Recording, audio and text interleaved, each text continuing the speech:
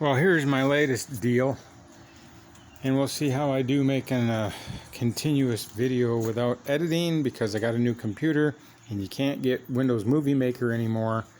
I did find a place online that you could download it, but I don't necessarily trust the site, and I'm not willing to risk getting a virus, so I'm just gonna wing it until I figure something else out. But I picked up this snapper from the hardware store.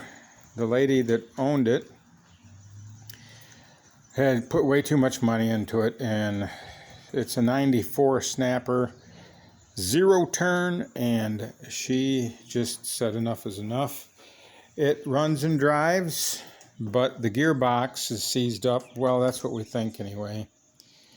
So that's what I'm working on now, is trying to get the gearbox off, which, if everything was, newer and not rusted and seized up, it would come off real easy.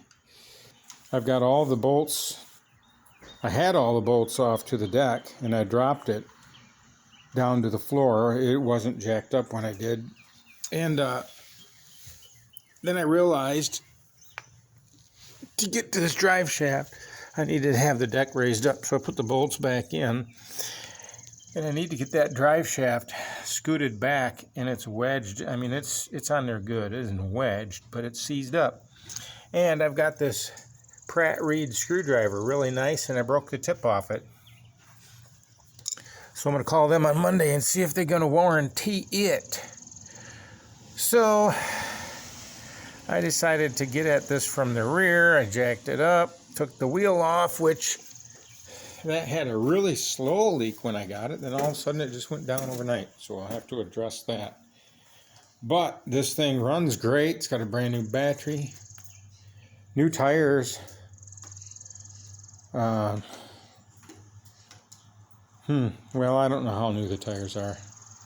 They look pretty new to me. I think the front ones are.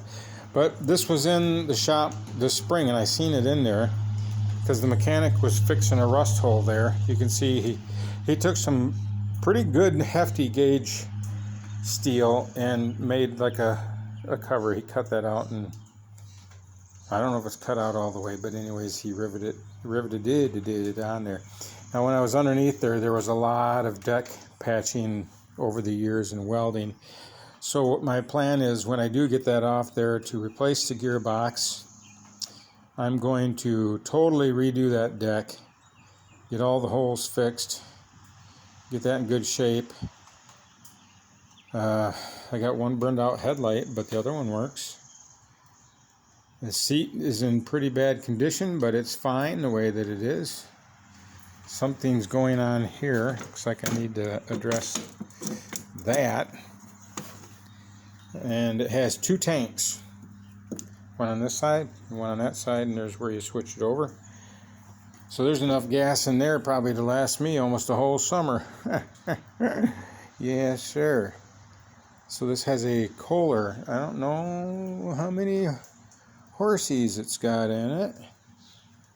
I used to know once upon a time. I don't know over there.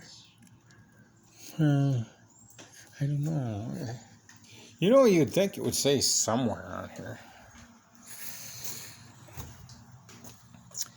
But this thing gets up and goes. I'm telling you, it's pretty fast. So that's what I've been working on. Well, that's not all. I've been working on this. I got that going, except it needs both drive belts. And then that one's ready to go. I put new tires on the back. I put a new battery in it. And she runs good.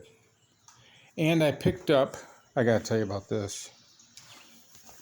It seems how I'm just making a straight through. This is an impact wrench, and it's called the Popo Man. And it's only like $130 on Amazon. I'm impressed. I took the deck off this Cub Cadet out here. Hi, Wobbin. Underneath that tarp is a Cub Cadet, and I took the deck off, and the nut on there was a pretty good size one to take the blades off, and that thing ran it right off. There's the deck right there. So I brought these two over from the east side of Michigan. They belong to my friend. He wanted me to work on them. The green one that John Deere, his neighbors moved, and they wheeled that out to the road. So he grabbed it. I got it running. Didn't take much. But the engine is missing 3 out of 4, bolts. So it kind of dances around on there. And it needs a new battery. Maybe a new solenoid. This is my brother-in-law's that I got. It's all done. All I gotta do is deliver it, and I plan on doing it today, hopefully. This is my uncle's that I've been working on. I'm just waiting for a carburetor kit, and that one is good to go.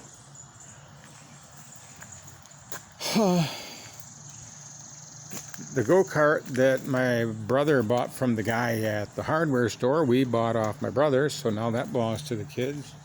And that's it. That's everything. So, okay, I might as well finish telling you about my trip over to Flint, Michigan. I grew up in Flushing. I'm from West Michigan. It's where I was born and started to be raised. And then my mom remarried. We moved over to Flushing, which is just east of Flint. And my dad worked at General Motors there, Buick City. It wasn't Buick City back then when he started. It was just Buick. But we went over for a wedding reception. The wedding was over the winter. And I took my big trailer, pulled it with the Blazer. So it was the first time we took the Blazer on that long of a trip. And she drove real good. But on the way home, I wish I would have put the Cub Cadet up front because it's heavier. And whoever built the trailer, for whatever reason, they put the axles almost dead center, and that's not good. And that thing swayed all over the place. I couldn't go faster than 60. And I didn't want to travel coming home at night, and guess what? We didn't get going until just about dark. So we didn't get home till 1:15. And I had one flat tire. That one right there was flat on arrival to my friend's house. But I put air in it. It's been holding. And we took him some stuff that I had around here forever that I was waiting to give to him. Now that's the end. So, let's see, this is going on 8 minutes. Hopefully the next time I video this, it will be done. So, we will talk at you later now. Bye.